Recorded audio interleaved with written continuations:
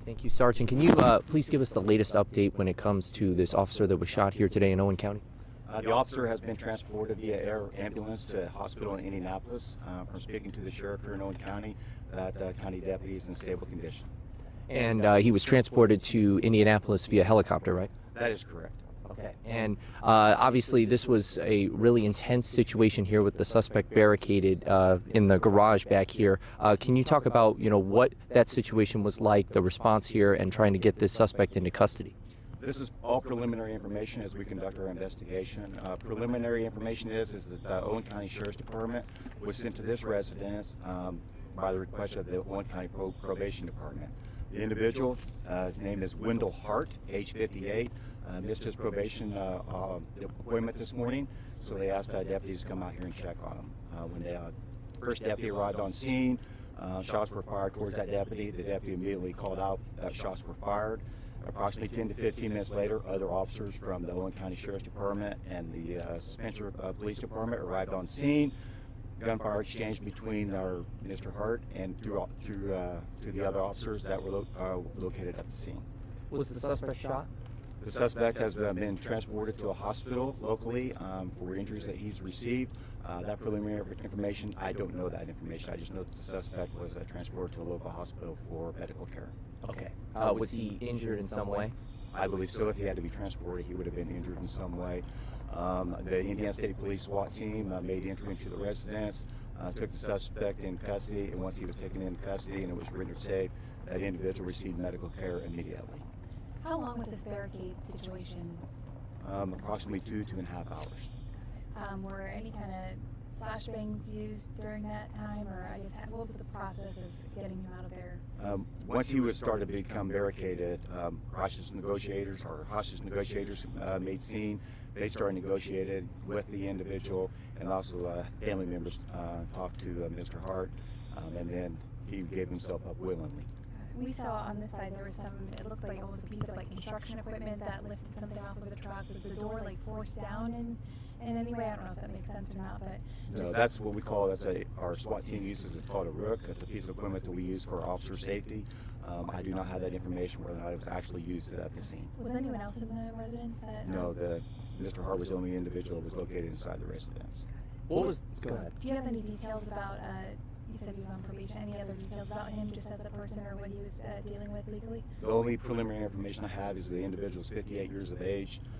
He's on probation for unknown at this time. That's part of our criminal investigation we'll be conducting for the prosecutor's office and be able to turn that over to them. Was there a warrant for his arrest? Nope, they were here originally just for a welfare check. And obviously, with an officer being shot out here, this is a really scary situation for all law enforcement, for everyone that lives around here. This community, feels the impact of this. So, is there a message to the community with something like this happening? The most important thing is the sheriff immediately put out on his Facebook site that, hey, we needed all the residents here locally to make sure that they are staying inside the residence and lock their doors for their personal safety. And if they see something, call 911 immediately. This is a very rural county, and as you can tell, the hills we've been walking up and down here, we're here in the shade and in the trees. Small communities like this take a very good care of their officers locally, and we just want the public to know that we're here to make sure that we're making it as safe as possible for them. And we'll continue to do that. Based off of the sheriff's post of people locking their doors and reporting any suspicious activity, was there first maybe a thought that the suspect had left the residence and was sort of on the run, or? Yes, there was originally. They weren't aware whether or not he was inside the residence, or you can tell we're in a very wooded area that they thought that maybe he may have retreated and gone into the woods to hide a little bit more. The Indiana State Police, we immediately contacted our aviation section. They arrived on scene and they were using their equipment that they have to let officers know whether or not he was located in the woods. However, he did stay inside the barricade, inside the building. How did officers discover where he was and that he was in that garage? From shots being fired at them. Yeah. So, once he started shooting at them, they knew where yes, they knew exactly where he was at. That's right. So, just so I'm clear, he shot at the initial deputy that was on scene, and then when more deputies came on scene, he continued to fire shots? Yes, that's correct, ma'am. Got it. Any number of how many officers returned fire? Was it one, or? That is part of our ongoing investigation. I don't have that information readily available for you, other than we've been requested by the Owen County Sheriff to conduct the investigation. Obviously, tragedy whenever an officer fire, but anything you'd want to say just about this could obviously be a lot more severe, a lot more serious with the suspect firing shots, not only at the initial deputy, but it sounds like, several officers who were on scene. This is a very serious situation. Anytime that we're putting our uniform on, we know that we're putting ourselves in harm for the public. What we ask now is for the public just to take a moment of silence, say a little bit of prayer for the deputy, and ask for a speedy recovery.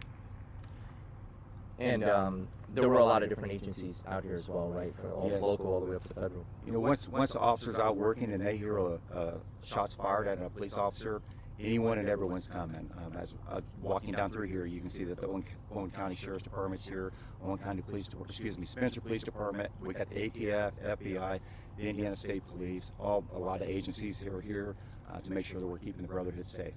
And can you talk about the role of the ISP helicopter too, trying to get some surveillance around here as well? And initially, they were called to see whether or not the individual was going to run into the woods and be able to help locate. We have a special equipment that can be able to pick him out, and if he was to go into a wooded area. Since that, they will take aerial photos and be able to take that information, put it along with our investigator, present that information to the prosecutor's office. And we also have our crime scene investigators here currently.